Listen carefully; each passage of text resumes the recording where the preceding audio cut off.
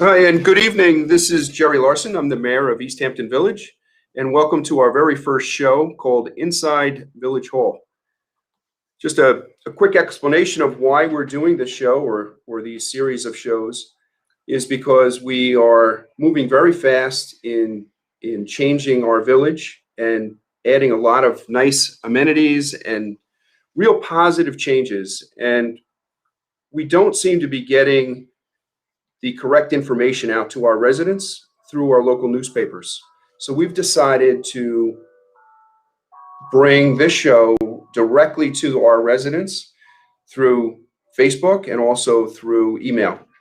So tonight will be our first show, and tonight's guest is Del Cullum, who has graciously come on the show and has also been a great asset to the village forever, but since I've become mayor, has been a terrific asset to the village.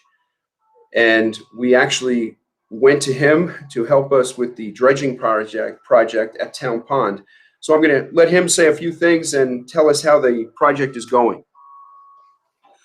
Thank you, Mayor. It's a pleasure to be here. Thanks for coming on, Del. Honored to be on the first show. It's going to be a great program, I'm certain. The Town Pond project is just going wonderfully.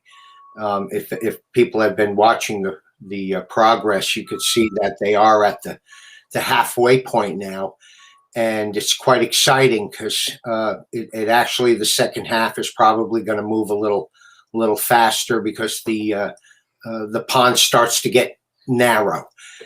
They've done the widest part already, and which is a large segment. And they've done just a great job. They've done nice and deep. They've got it nice and level down there. And I know that on the way back, when they dig out all that sand, they're just going to make it so pretty. It's very exciting. It's very, very exciting to watch this progress because as we all know, it's only going to benefit the village, specifically the pond, visually, for people driving by and folks that want to sit and enjoy the beauty of the pond. The historical significance gets to continue for generations and generations to come, and of course for the wildlife. It's just going to be an incredible, welcoming invitation to a whole new evolution of that pond with the beautiful species that it's going to bring back, and it's going to have a clean slate, and it's just really an exciting situation. I've had the honor, thanks to you folks, to keep my eyes out for the wildlife that may or may not be impacted during the progress of the dredging. And I'm very, very thrilled and happy to say that between the eyes of the wonderful operator from Bistrians, who is very, very careful. If you sit there and watch him operate that machine, you get to realize he's not just working an excavator, slopping that bucket into that sludge, pulling it out, throwing it into a truck, back. There's so much more involved. He's very meticulous when he takes each scoop. He looks when he pulls it out. He looks when he dumps it into the machine that pulls it back and dumps it. The gentleman that puts it into the pit, he's keeping his eyes open. We're all in contact with each other. The volunteers are still being super helpful down there. I don't even think there goes 2 hours without one of us getting down there. I've been spending a lot more time down there. We'll talk about a little bit about that in a minute, why, but also to continue to keep our eyes open for the wildlife. Nothing has been damaged, injured, or hurt while we've been there. We pulled out our 14th turtle We've again got a number of fish and frogs. There's none really left in there that we see anymore. And we lost a few eels coming out of the mud that we didn't even really know where they came from, or we didn't expect them to be there. So they were a surprise, and unfortunately, they didn't last so long once they came out of the mud. So we didn't really have an appropriate time to get to them. And the one we did was very difficult. So that wasn't an easy task. And again, our focus was on the turtles. And I'm happy to also report that it had been 3 weeks and 1 day to the day that we hadn't had a turtle come out of the mud, or a sighting of any kind at the town pond, while they had been working the whole time since we rescued number 13, which was our first native species, the painted turtle, the beautiful painted turtle that we rescued. So that was exciting, and that seemed to be the end. And yesterday, or day before yesterday, I got a call from the police station saying that a driver drove by and was there watching through his binoculars a turtle crossing the mud, and it was going pretty fast. And when I heard that, I had a feeling it was a snapping turtle, and in fact it was. Which again is a native species to our area, and certainly was in the right place, being at Town Pond. So now we're hopeful, and we're being very cautious and keeping our eyes peeled for any more. Once again, knowing that possibly there could be more. But if things continue to go in the second half as they gone in the first half, right, we're going to be just fine. Yeah, that's great. And as the weather gets warmer, obviously the turtles, if there are any left, are going to come out of the mud and be spotted. So that's all great news. But let me just back up a minute and tell people why the pond had to be dredged. There's some estimates that it was done 30 years ago, 50 years ago. Nobody really sure when the last time it was truly done the way we're doing it now. And I have to give the credit to the prior board, who actually got this going in 2019. There was a study done in 2015 that said it needed to be done, and then it just took until 2019 for them to actually approve it and get it going. There was a lot of state requirements, DEC requirements, and all of that has been done. There's been a lot of people asking, did we get state approval? Yeah, everything was done by the book, and we've provided those documents for anybody who would like to see them. So then the project was supposed to start in the fall. It was delayed because of a combination of things, but it was delayed, and then it was supposed to start in January, which it did. I think it started in January. January, February, it started this year. And we soon ran into this problem with the turtles. And then we brought Dell in, and it's just been a wonderful experience saving these turtles, and even muskrats, I think, were there that escaped harm, right? So yeah. But it is, I've watched it a bunch of times, and it is interesting the way they excavate it, and then they take it, and DEC approved it, the spoils to be put on a farm field and spread on a farm field here locally in East Hampton. So it's all a very good process. And once this is done, the village is going to set up a maintenance program so that we can have the leaves and everything raked out of it each year in the fall, which has never been done. And that will hopefully keep it from having to be, get to this point where it's so bad. People have to understand that all of that debris that's in there is road runoff, and it's not good for the water quality. And then what happens is that pond, then when it overflows, it goes into Hook Pond. And we all know that our water quality in our ponds is not the greatest. So this goes a long way in helping Town Pond, obviously, but also helps Hook Pond.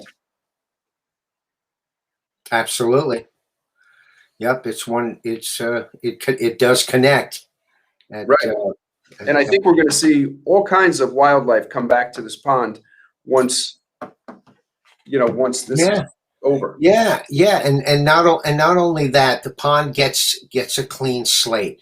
Again, as I had mentioned earlier, 12 of the turtles were invasive red-eared sliders. So again, I want to bring this up because it's interesting because you can simply put it this way: for the 11 red-eared sliders we found, or the 12, we found one painted turtle. So if you use that as a ratio between the two, it really is quite correct, because those invasive species, as beautiful as they are, and of course nothing was harmed. We found homes for them all. Um, they don't belong in that pond, and them being there creates a very just a very bad burden to the species that do belong there. In this case, the beautiful painted turtle. And we probably would have found more painted turtles had there not been so many red-eared sliders. So here is another benefit to this project. And I must say, having us there being able to remove these species is that when it is all brought back together, there's going to be no invasive species. Now, sure, somebody's going to eventually find the opportunity to maybe bring their little 2-inch turtle down because little Jimmy wouldn't feed it, and she didn't want, mommy doesn't want to take care of it. And, we don't want to flush him down the toilet. That's ridiculous. So they'll bring them down and dump them in there. And once again, this could be a problem. But look, here's an opportunity and believe me, I'll take the opportunity through my website and through my wildlife organization, and try to spread the word and let people know that, it's not the proper way to do it. It's not a proper thing to do to release these animals into our local ponds. It's not good for them. Sure, they live, but it takes away many of the benefits and makes it more difficult for our native indigenous species to live their life the way they should here.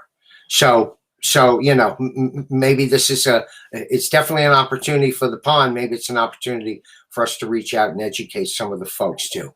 And I think we'll be successful with that, especially when they're given this gift of beauty of nature back right in front of them, right as they come into the village. Exactly. How exciting this is going to be. It's going to look really, the really water's good. going to glisten. The sun is going to come off it. It's going to be glassy on certain days, and you're going to see the beautiful trees reflecting off the water. I'm so excited about this. I can't tell you how excited I am. Yeah, it's going to be good. And I spoke to the contractor, who's Patrick Bistrian, before we came on tonight, and he estimates if he has good weather, it should be another month and he'll be done. And you're right, it's going to look beautiful. But I have a question. What happens to these turtles when you take them? Where do they go? And if they're not coming back, where do they go? Well, again, because the project is ongoing, either these turtles have to be housed and held somewhere, or they have to be found homes. Turtles are a unique species. It's almost like they have this GPS in their implanted in their instinct, and they set off at the beginning of their life in their home. And if they do move somewhere, that's where they want to be, and they don't get misdirected. And if they are misdirected, they spend their entire lives trying to either get back home or get back on that path to where they were going. So with that being said, and again, I'm not a turtle expert, but I do know that from speaking to the experts. With that being said, we had to think about the right way to deal with this. Well, The invasive species were easy. We couldn't bring them back. So what? 4 of them were brought to SOFO, the museum, and they were going to care for them. The other remaining red-eared sliders, I found homes for them with local folks, actually all in East Hampton and Amagansett, who had private ponds. Nice. That were very well maintained. Okay, and I'm not talking little landscaping in your backyard type of thing. I'm talking large ponds that were made to mimic the habitat, to draw the natural habitat to these properties. Okay, the painted turtle, which was just a magnificent and beautiful species. Andy Saban often drives by at the pond on his bike, and he'll yell out to me, "Find any painted turtles?" And I kept, unfortunately, was telling him no until I found the one, and he happened to drive by, and I thought of him, and I called him up, and I said, Andy, I got a beautiful specimen of a painted turtle. It's early in the project. Would you mind caring for this turtle? And he said, absolutely. Come drop him off at his pond in Amagansett, which I did. I went there, and it's a beautiful pond. I mean, again, it's not a landscape looking issue. It's a natural habitat for turtles and salamanders and other amphibians and reptiles. Beautiful home. The turtle was in there, it swam so happily away. It was a good that's thing great. So, now the snapping turtle, I moved it to Hook Pond. These are dangerous animals, and they don't feed on aquatic vegetation as much as they'd like to feed on my finger. I didn't want to give him that opportunity, and I put him in Hook Pond. This way, he's not far from Town Pond, and if there's any question about he or she finding their way back to where they need to be, or to a similar habitat which is equally as culpable for them, that's where this one will be. So he's how not big was that? How big was the snapping turtle? Because I've heard actually I've heard so many stories about these huge snapping turtles that. I've seen some big ones behind Hook Pond. I've seen a large one laying eggs right on the side of the road at the nature trail. I've seen they easily get up to 35 pounds. There was one specimen was 70 some pounds, and one that was captive raised, they had up to like 86 pounds, but that's because they force fed it. They fed it to be that big. Now in the average goes up to 35 pounds. Wow. This one wasn't very large. I'd say it's hard to do this on camera, but I'd say it was probably the size of a volleyball, meaning it's smaller than a soccer ball. Right. Okay. It was about that length. Not as big as you would have anticipated. However, it had a big sharp beak and big round neck, and he had big claws, and he was very healthy looking. I saw a picture of him on your Facebook page, right? Was that him? Yes, that was him. Yeah. He or she, I didn't really check, and I just we held it for a while to make sure that it is okay, and that same afternoon I brought it over to Hook and released it, and it just took right to the water. It loved it. It was fine. So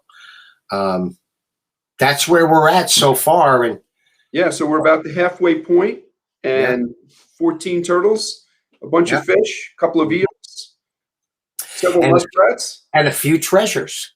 And I was just going to get into that. So Dell had asked if, while he was there, if we had any problem if he used his metal detector on the bottom of the pond to see if we could find anything. And everybody's curious. I mean, the pond's been here for a very long time, that area. I mean, they used to graze cattle there. back in the beginning of history. And I think before that, the dinosaurs were there. But but we were all very curious if there's anything in there that of any significance. So Well, I think we're at 4 feet right now. yeah, 4 feet yeah, down. it's real close to 4 feet. Yeah, I mean it's deeper than it looks until you're standing down there. Then you Right. really feel the depth. So Right. so tell us what you found so far. Okay, so it's been real interesting because of course it's still very soft out in the middle, so we can only stay close to the edge. But the reason I had the idea is as we walk around the pond time after time, and of course I got to give a little shout out to the East Hampton Library and the East Hampton Star, who wrote a really good article about the pond, and they had a really nice a blueprint from the LVIS of Town Pond in like the mid 1920s, like 1927 or 32 or something. Very Right. old print, and it was great. And the history is really good. And if this pond was ordered dug back in 1653, so in June it's going to be 368 years old. Right. That's a long time. And what gave me the idea was it was there when the cemetery was there. The church, the first church in the village, was at the cemetery. There's a sign, a historical marker there saying the first church. And the church and the cemetery being there when the pond was there, and all those headstones that are so close to the water, it just made me think.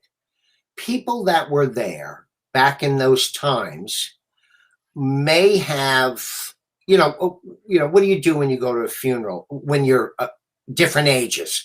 The adults obviously pay attention to the service.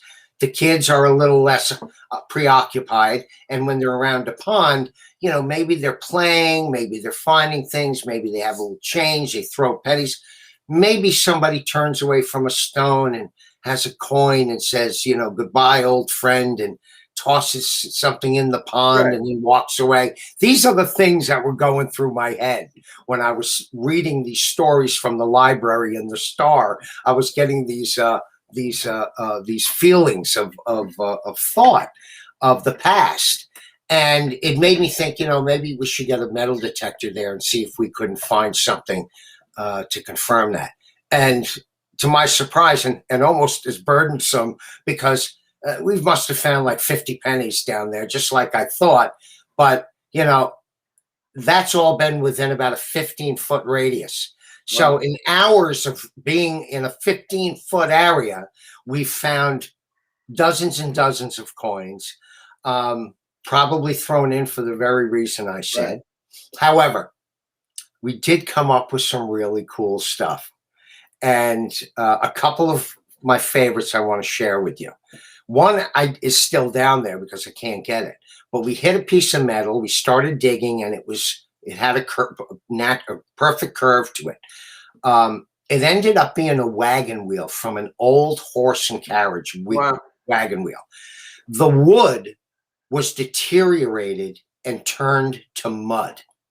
So what we thought was a spoke, when we lifted it up, it crumbled to dirt. So we took some pictures, and we were able to dig out the entire metal piece that went around the wheel, the only metal piece. Wow. And it's pretty heavy, and it's also starting to corrode. So we left it down there. All the stuff we found, we're going to see if, either the library or the historical foundation or society or the village or anything wants it. We don't want anything, but we just think it's neat to find artifacts out of here that we can kind of add to the history of this pond. This was actually the first piece we found. We hadn't been there 10 minutes and walked 3 feet when we heard this. We got an alert on this. And we pulled it out of the mud. I knew what it was right away. Didn't know how old it was. but I cleaned it off, and I'll tell you a little bit about it after I show it to you. But this was down about 3 feet in the mud. And what it is an old clock. Now I'm holding it together because when I pulled it out of the mud, I'm not much of an archaeologist. I didn't go to school. I popped it off, and then I had to get the base later. But this clock, you can read the name of the clock in it, which we did and got the information. It's an alarm clock. It's got some pretty incredible detail on the metalwork. Wow, that's incredible. But it's a clock from the 1800s. Now look, we don't know. Somebody may have stolen this clock and threw it into the pond, decades ago or a century ago. We don't know. Or it could have gotten there legitimately, meaning somebody threw it there to be hopefully found in a time later, which is what happened. But this is kind of cool because we do know where it is, who made it, and I'm gonna make a little featurette that I'll be sharing. Oh, that's great. The village and everybody with the items that we did find. I will tell you that for those that are interested in old bottles, which I never was until this past week, we found 3 old bottles. One dates back to the 1800s, and another old ginger beer porcelain bottle that also dates back to the late 1800s. We found them very deep in the mud. One's in perfect condition. One broke a little bit, but wait till you see these bottles. It's not just like you found an old bottle that looks thick and heavy.